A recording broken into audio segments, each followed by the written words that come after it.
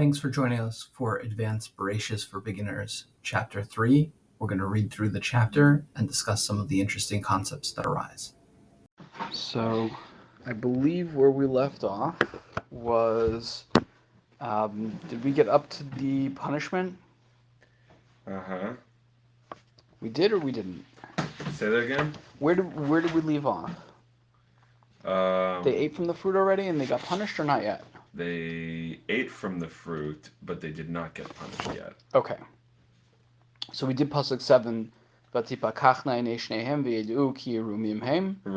I Got that part. And they made these chagorot, right? The belts. Yeah.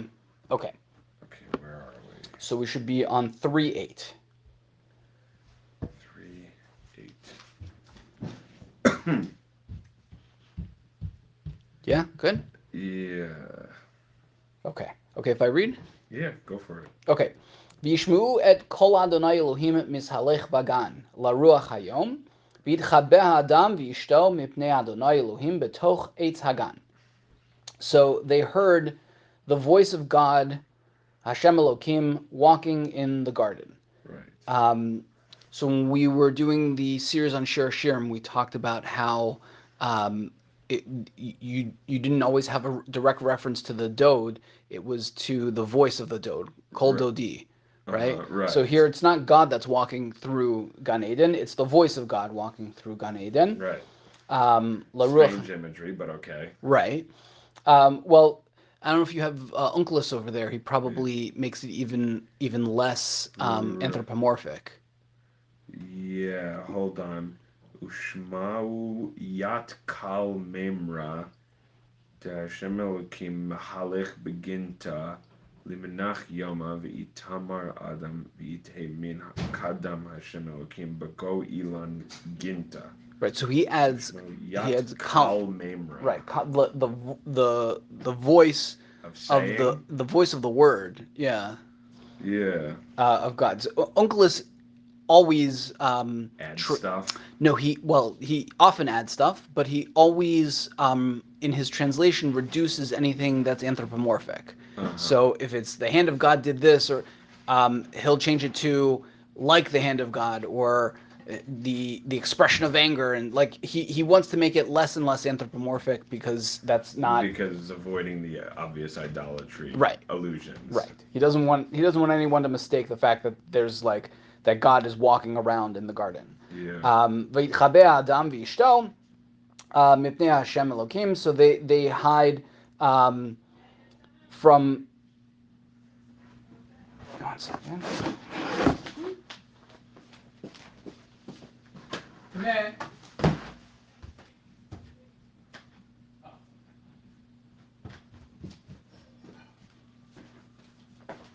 have one more coming. Right. So they hide Adam and his wife, Mipnei Hashem Elokim betoch eitz hagan. They hide among the, over here eitz is really plural, the trees of the garden. So they definitely know. Hello, welcome. Hello. Grab a chumash. That's a really weird word. Is that Chabeh? Is that the standard word for hide? I don't. That's a good question. I'm not sure. Let's see what we've got for Chabeh. We're in 3:8.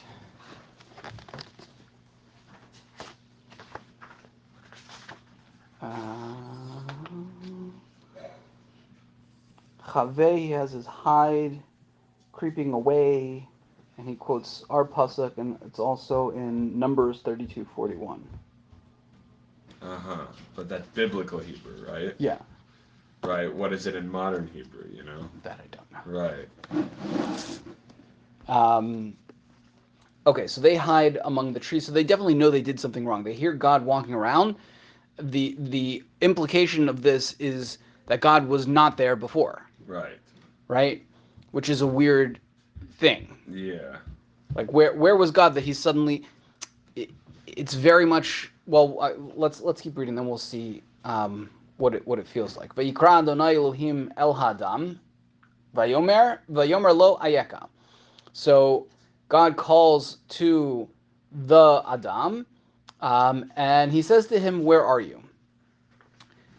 This is, I think you can already start getting the sense that this is like a very childlike experience. The kid did something wrong. He immediately hides because he doesn't want to get caught when he hears the parent walking around. Where are you? And the parent knows, right? This is God. God definitely knows where Adam is. Right? This is a rhetorical question. I know exactly where you are. You haven't fooled me by hiding behind the tree. Right? Yodea haya heichan hu. Right. That's what Rashi says. Right.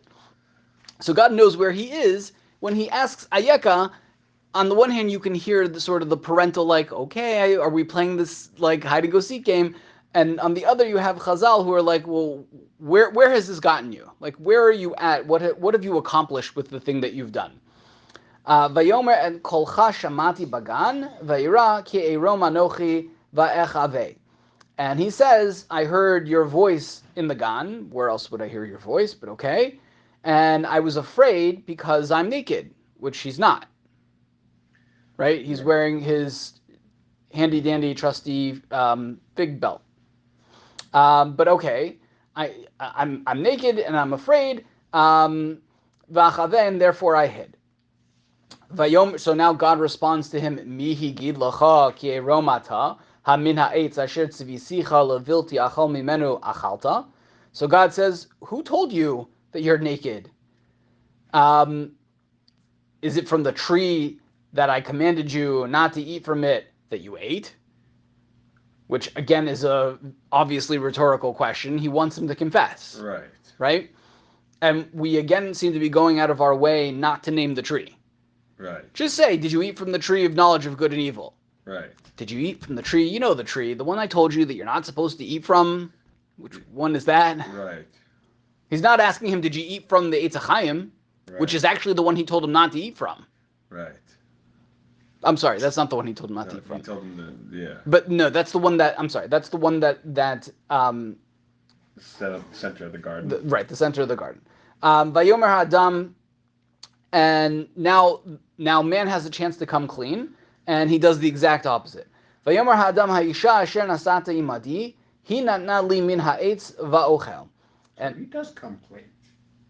Well, he does come clean. He come clean. He blames it on God, right? But he comes clean. Right. Okay. Fair enough. So the man says, the woman that you gave to me, she gave it to me from the tree, and I ate. And I ate. So he comes clean. I ate. Right. He's not coming clean. Coming clean is I did wrong.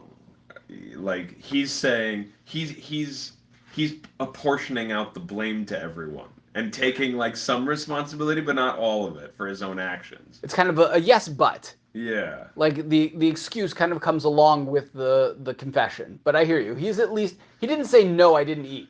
Right. Right. But David HaMelech comes clean. Like, yes. He says Chatati LaHashem, no excuses. Right. Like. This is. I saw one parish that reads this in a very interesting way. Va'ochel is present tense. I will eat, or I am eating. I maintain that I am I'm going to continue eating. Right. I'm not done.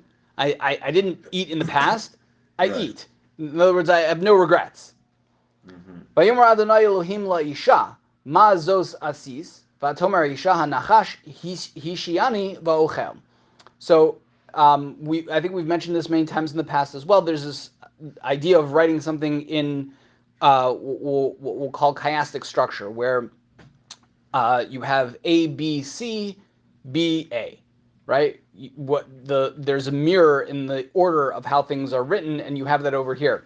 God starts by asking Adam, then he goes to Isha, then he goes to Nachash, then back to Isha, and then back to Adam when we get to the punishment. So man passes the blame at least on woman, and God. On God. But he fingers woman for the responsibility. And he fingers God for giving him one. Yes. It's not that the woman gave it to me and I ate. It's the woman that you gave me. Right. He fingers God, and then says the woman. Right. So then God goes down. It's funny the way you read it. It almost feels like we're gonna get to the snake in a second, but it's like Again, it's I don't know, a like kid. it's like a kid. It's almost like in Scooby-Doo when you've got all the bad guys lined up, and God's just going down the line like, okay, man, okay, you've got your excuse, great. I'll go to the woman, and then there's the snake. Like, why did the snake hightail it out of there? They all stick around, right? The woman sticks with the man. It's sort of difficult to hightail against God. True. So he says to the woman, "What did you do?" And she says, "The snake tricked me, and I ate." Vayomer, and now we're missing The snake. Well, we're going to get to the snake, but only as a punishment. We don't ask the snake any questions. Why don't we ask the snake any questions? Because it doesn't have chachma. Well, we were told before it is wise and it's able to speak. Cunning. We didn't say it was wise. Okay. Difference. Okay. Maybe, but why not give it a chance to see what it has to say? Doesn't matter. Doesn't matter what it has to say. Right. Okay. I don't So Chazal say that the reason God didn't ask the snake is because the snake actually had a very good answer. The way the Gemara phrases it is divrei harav, divrei hatalmud, divrei mishomim. If the Rebbe says to do X and the student says to do Y, who do you listen to? You listen to the Rebbe. So the snake can say, yeah, I told them to eat, but you told them not to eat. Why would they listen to me over you? That would have put the blame squarely back on man, which is not what Hashem Elokim wants to do. If you notice, we're back into Hashem Elokim over here. This is no longer just Elokim. So because Hashem has Rahmanas, he doesn't want to ask the snake a question and then get a really good answer from the snake. He just goes straight into punishment mode. Vayomer Adonai Elohim el anachash, ki asisa zos arura ta mikol habehema mikol chayan hasadeh al gachoncha telech ve'afar tochal kol yimei chayecha. So God goes straight to punishment. And he says to the Nachash, because you did this, you are cursed from all the animals and all of the wild animals of the field. On your belly you will go, and dust you will eat all the days of your life. There is no punishment here of the snake not being able to walk, from what I can read, just on the face of it. Right. Which is one of the reasons I kind of favor, or at least am interested in the approach that the snake is not a snake, that the Nachash we're talking about over here is probably a crocodile. Or a dragon. Like old school dragon. Okay. That's what I'm saying. Ve'eva ashis beinecha uvein ha'isha uvein zaracha uvein zar'a hu yeshuvcha rosh v'yata tishufenu akev. So I'm going to put hatred between you and the woman, and between your children and her children. He will strike your head, and you will strike at his heel. The he over here being her kids. Okay, that is the punishment of the snake. Yeah, but it says Yeah. al gilchonecha pelech. Right. So how do you translate that as to be a crocodile? Because it walks on its belly. No, it doesn't. Sure it The does. snake does that. It is legs. The snake doesn't walk. Sure it does. It slithers. Okay. And the crocodile doesn't walk. I mean, it walks. It does. But And it walks on its belly. No, it doesn't. It walks on its legs. But its belly is on the Belly's ground. touching the ground. So there are many dogs that are similar. Yeah. There's There are other animals that are all similar. kinds of creeping animals are described that way. Okay. And then who holds it? It's a crocodile? So I've cobbled this together from a bunch of different sources. One being that when we describe the Nachash in Shmos and in Yechezkel, it's described as the either the Nachash or the Leviathan or the Tanin. And those three terms seem to be interchangeable in different places in Tanach. And if you read it as a crocodile, then it makes more sense that it's scary, more scary for people in the Mediterranean during that time than snakes, maybe, because a crocodile is a man-eater, right? The pasuk describes Paro as the Tanin Hagadol, the great snake in the river. it doesn't mean snake over there. It's definitely referring to crocodile. Like that's what Egypt was afraid of in the Nile. They weren't afraid of snakes. They were afraid of giant man-eating crocodiles.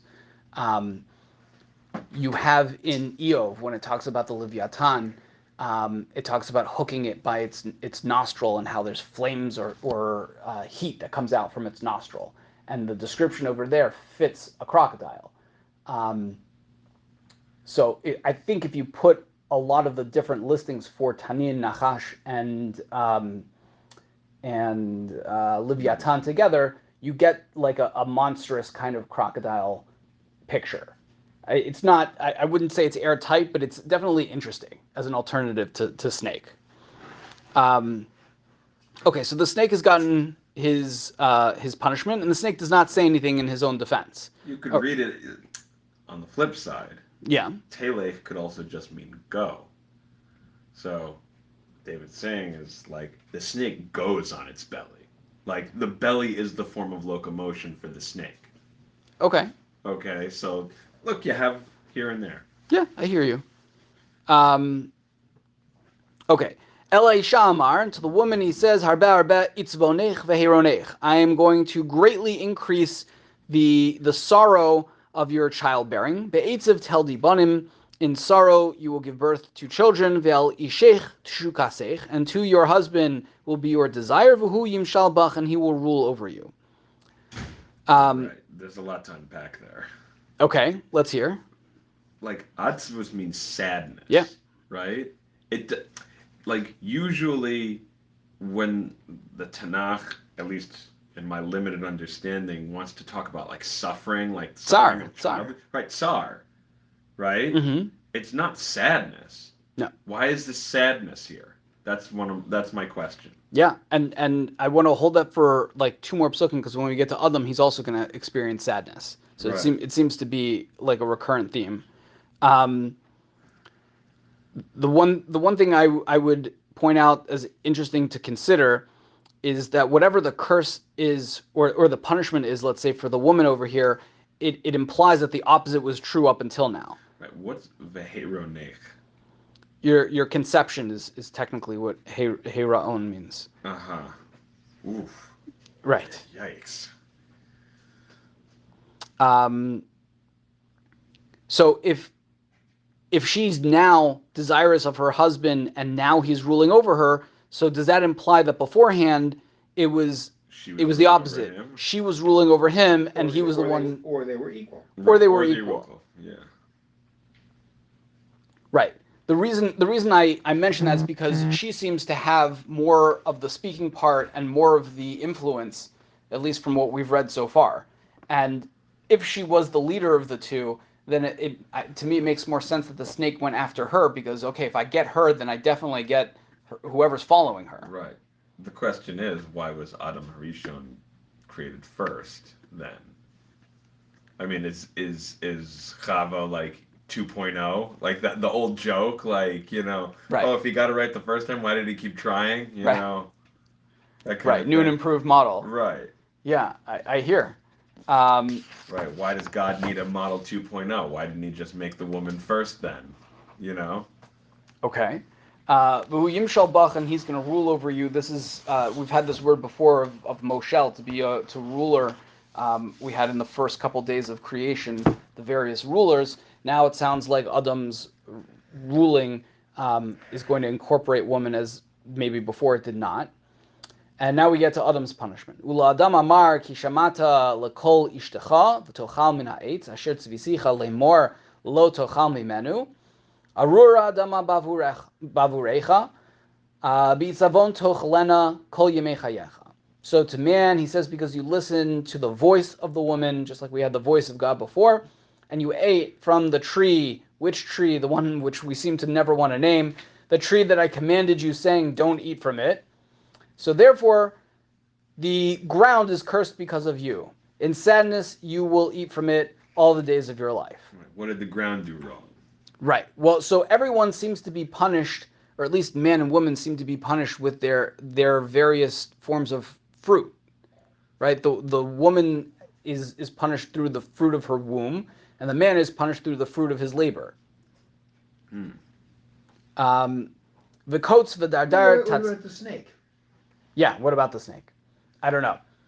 Let's get to the end of the punishment of man, and we can go back to the snake for a minute. V'kotes v'dardar tatzmiach loch v'achalta es esev hasadeh, and thorns and thistles are going to sprout for you, and you will eat from the grass of the field. B'zeh asapecha tochal lechem ad shuvcha el adama ki mimena lukachta ki afar eta v'el afar tashuv. And by the sweat of your brow you will eat bread until you return to the Adamah, because that's where you were taken from, because you are dust, and to dust you will return. What do we think about the punishment of man? Right. So first of all, why does the reason enter into it? Like, until you return to the dust, because that's where you were taken from. Like, why do I need to know that? He's taking him down a peg for sure, right? Right. You might think that you're B'Tselem Elokim and all that. Well, you're dirt. Yeah. Right? And you will go back to being dirt. Now, to me, there's no correlation to what he did to the punishment. What do you mean? You've listened to the voice of your wife and you've eaten from the tree. Okay, so those are the two sins you did, of which I commanded you not to do. So therefore, you shall not eat of it. Cursed is the ground for thy sake. In the sorrow thou shalt eat of it all in the days of thy life. Where's the correlation? You listen to your wife, ate from the tree, and where's the correlation? I hear it's not mita keneged mita. No, it's not mita keneged mita. So maybe it's not necessarily a punishment as much as it is a result. And before you tell me that I'm splitting hairs, what he could be saying to him is, remember how in Gan Eden everything was prepared for you and you just ate? I told you could eat from any tree. Everything is just ready-made. Well, guess what? Now that whole system has fallen apart. There is no more Gan Eden where things are just everything you need, you get. Now, just like he said to woman, right? The Chazal talk about how 2 people went into the bedroom and 4 people came out. Now there's process, right? Woman, you're going to now experience process. And part of that experience is giving birth in pain to children. Man, you're going to experience process. Before, you just picked stuff and it was readily edible. Now you have to work for it and you have to make it into bread and it's hard. And all of that is an illustration of you're not in Gan Eden anymore. You're in the world of process. Quotes Dardar. Thorns and thistles. Yeah, thistles, by the way, being the national flower of Scotland. That makes sense. Yeah. The other thing I wanted to point out that I thought was interesting Yes. is what is the snake told that it's going to eat? Dust. What is man going to go back into? Dust. So what's the snake eating? Man. Dead man. Yeah. Right? The fruit of his of this whole project. Serpent wins. Woohoo! Well, he wins and he loses, right? Like that's not necessarily what he wants to be consuming. Right. Well, what does he want to be consuming? What, like, I don't want to psychoanalyze the serpent here. But... Well, before this, all the Chayan HaSadeh were able to eat all the vegetation. So it sounds like, I don't know if the snake is still allowed to eat vegetation or not, but he's definitely going to be eating dust. And that's kind of, this. If this is what you wanted, here you go. Like, yeah, but what kind of animal do we know of other than like an earthworm? That actually eats dust? So I thought about this a little bit. I don't think the snake eats dust, but it definitely gets dust when it sticks out its tongue. Like as it goes down and around and it uses the tongue to kind of navigate, there's definitely like it's getting that taste. Right, and when it strikes at a mouse or a rat or a bird or whatever it eats, I mean, maybe not a bird, but like it's down there in the dirt. Yeah, I also it's gonna get a mouthful of dirt while it's eating the bird. Yeah, but I wouldn't read it. I wouldn't read it literally. I would. But it doesn't have hands to like. Okay, here's my bird. I'm gonna. I'm gonna dust off the bird Right. like so that it's not so dirty, and then like it has to eat the whole bird, like Right. it has to eat the whole mouse. Like, okay, the mouse is like living in the dirt, you know. Okay, I want to get to the next pasuk because I think it's such a non sequitur. So God, Thanks. yeah, right on top of all the other ones. Okay, so man sins, he hides. God does the whole peekaboo, I found you, and punishes him kind of mercilessly. Um, we'll put aside, which I hope to come back to, the question of why doesn't he die, Right. right? That was what God said. The day that you eat from this thing, you will die. Not the day that you eat from this thing, you'll be in a world of process, and things will Mot suck, and tamut. eventually you'll die. You will die. You will die. Death will come to you. That day. Didn't say that. Yeah, Right. b'yom achalcha mimenu mos tamus. When the day you eat it, Yeah. death will be a part of your life. Right. Well, that's the explanation, but the literal meaning of the pasuk is you're dead. You will die. Yeah. You will die. Mot tamut. Let's see where God says. I mean, you could This will split happen. hairs and say you will die, meaning Yeah. like you're not Well, going to die today. It wasn't due today. But the fact is that the first part of the pasuk says on that day. In 2:17, ume'et hadat tov v'ra lo tochal mimenu, Right. ki b'yom achalcha mimenu mot tamut. Death will become a part of it, and it does. What about but bayom achalcha? Yeah. When you eat it, death will become a part of your life. So in any other place in Tanach where we have the phrase mot tamut, it doesn't mean like Because in any other place in Tanakh, it was never a situation that you were going to live forever. who says he was going to live forever here. That seems to be the core. That seems to be the idea. The idea before this, that you weren't going to die, and now you're going to die. Okay. I don't know if you can say that he was going to live forever. That's what it seems. That I think you're seeing it through the explanation of the sages, but like the Pashut Pshat doesn't seem to imply that necessarily. I'm not saying you're wrong. I'm just saying that it doesn't seem like it's saying that on the surface. It's interesting that it doesn't say on the day that you eat from it, I will kill you. Right? Who's making you mot tamut? God is saying, I'm not you're just going to happen to die, or maybe that's how we read it. On the day that you eat from it, it's possible that you will die. Because if God is saying on the day you eat from it, I'm going to put you to death, then it's not mot tamut, which sounds like you will surely die because I'm sure somewhere out there death will happen. God should be, or I would assume he would be the one proactively punishing and therefore killing the person. Okay, but let's put the not dying on that day to the side for a minute. We get all these punishments, and then we get to pasuk 20. Vayikra ha'adam shem ishto Chava ki hi hayta ein kol chai. And man calls the name of his wife Chava because she was the mother of all living. Right. Very weird, out of the ordinary. That's his response. That's the last thing we hear from man. Right. Ever. He never, by the way, he never once has a conversation with Chava. Right. He never actually speaks directly to Chava at all. He just names her again after having named her before. Uh-huh. Right? He named her Isha because she comes from Ish. And now, after she triggers this whole situation, He calls her Chava. He calls gives her a nickname, essentially. Right, well, that's her name. That's going to be her proper name. To what God just said to her. Right, shame. He calls her name. No, it's a correlation to what God just said. God said, You're going to make kids. That she's going to have kids and it's going to be painful. Right. Okay. And he says that you're going to work. Okay. Mm-hmm. So God just told him that.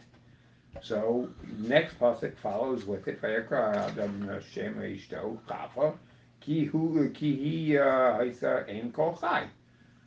gonna do, God's words are gonna come to fruition. Right.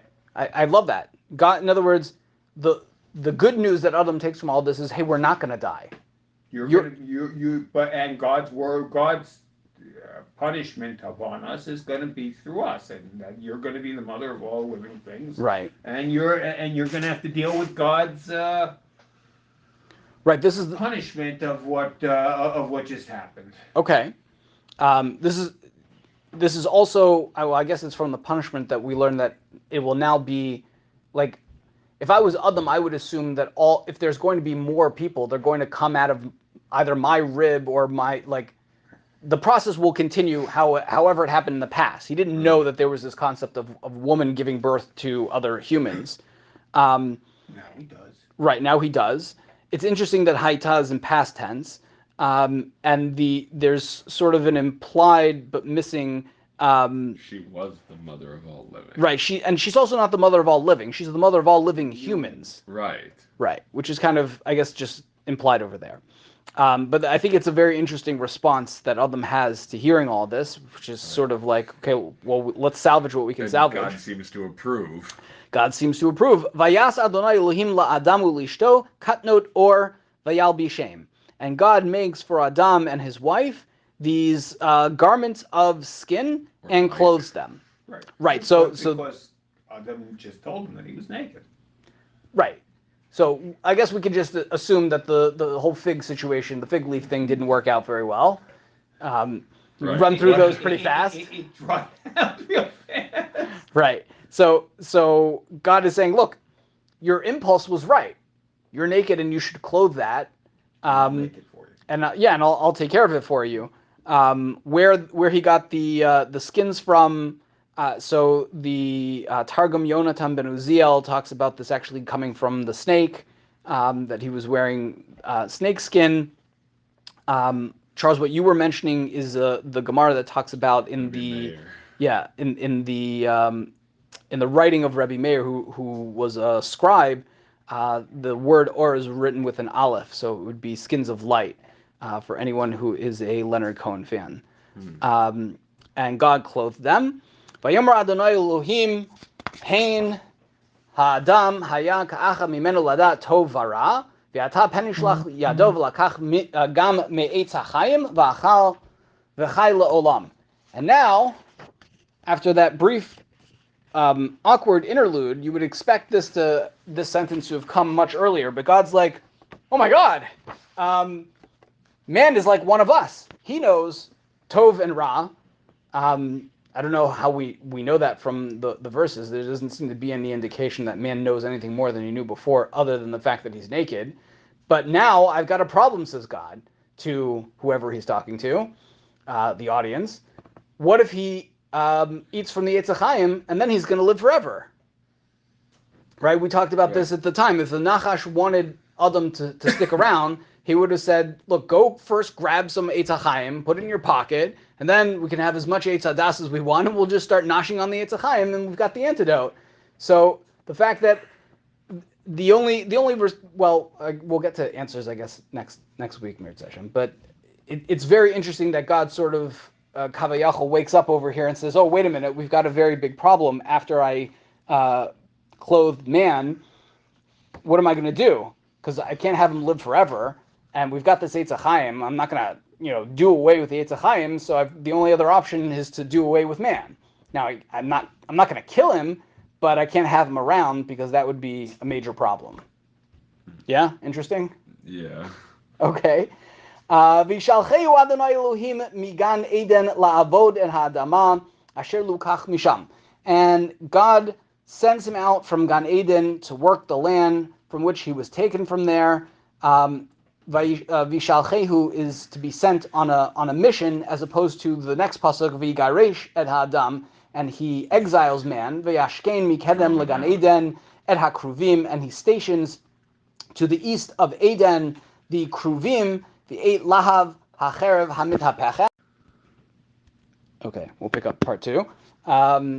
So he exiles man, and he stations to the east of Gan Eden et hakruvim, the kruvim, which we'll get back to in a minute, the lahav hacherev hamisapeches, and we don't have any other translations over here. Okay, the turning sword. The flaming sword, rotating sword. The flaming sword hamid hapeches, which is turning over or revolving. Lishmor et derech Eitz HaChaim, to guard the way to the tree of life. So he doesn't want man coming back to the tree of life, and therefore we have to station kruvim. Right. Where Cabbages. else? What's that? Kruvim. Cabbages? Yeah, kruv is. Okay. So these are the angels, right? Yeah, these are the ones with the child faces. Right. So where else? Inside the Beit HaMikdash, in the Aron, on top of the Aron. Right. So we have actually kruvim all throughout the Mishkan and the Beit HaMikdash. They're woven into the fabric of the paroches. They're there to be intimidating, just like they are over here. I think Rashi talks about malache chavala, that they're like angels of destruction. They might have children's faces. Right. So we're going to get to all of that. I guess it's sort of hard to pick up after just reading it through once. Well, first of all, God sends man to do the same job outside the garden that he had him do inside the garden. Yeah. Okay, lishmor, right? Right. Well, la'avod, sorry. La'avod et ha'adama. Right, but not lishmor anymore. Right, not lishmor, right. Right. Interesting. And instead, who's doing the lishmor? Right. The sword's doing the lishmor. The sword. Fire. Right. So there's a question: is the kruv holding the sword, or are these two separate things? Is there thing A, protector, is the kruv, and thing B is the protecting sword? If you assume the two of them are together, the kruv is holding the sword, then you get what we've called in the past a type scene, where you have a recurring story pattern in Tanach. So in the past, we've pointed out that men seem to meet their wives by wells, and multiple times in Tanakh. And if it's not the man, then it's the servant of the man. But you find that the well seems to be the meeting place for shidduchim. And whenever you find that scene, the reason it's called a type scene is because you have certain expectations of what's going to play out, bless you, in that scene. This scene of an angel standing with an extended sword, you also have multiple times in Tanakh. The angel standing with the sword with Bilam. So the angel standing with the sword of Bilam is one, and the angel standing with the sword by Yoshua is the other. But the one by Bilam, I think, is the most interesting, because there you have talking animal, you have a person not being allowed to go back to where the way he wants to go, because he's being blocked by an angel with a sword extended. What's interesting, so that's interesting in and of itself. But what I think is even more interesting is the question as to why no one in the history of Tanakh tries to go back. Right. Like, forget about Ponce de Leon and whatever. In the history of Tanakh itself, there's never like a group of people who decided, hey, let's go back to Gan Eden. Let's figure this out. You got people trying to go back to to Eretz Yisrael when they're not supposed to Mitzrayim when they're not supposed to. Right. Everyone tries to go everywhere they're not supposed to. So why not try to figure out where Gan Eden is? Right. Somebody's been able to. But why is no one even trying? So what I would submit to you is the reason for that is because we essentially view Eretz Yisrael as Gan Eden. That the place that they are trying to get to the entire time is Eretz Yisrael, with the Beis HaMikdash, where the Kruvim are stationed, where you have the Luchos and the Torah, which is the Eitz HaChaim. Right? That's the whole journey. The whole rest of Tanakh, or at least the Chumash, is trying to go back to Gan Eden. We just happen to call it Yerushalayim.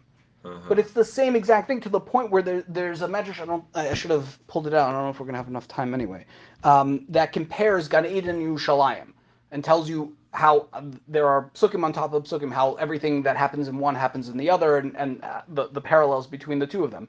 But just on its very face, that's the whole story that we're going to get throughout the rest of the Chumash, is the Jewish people trying to go back to this place in its new form. The old form was this mythical, magical place where there's no process, but the idea is that's where you can accomplish the will of God.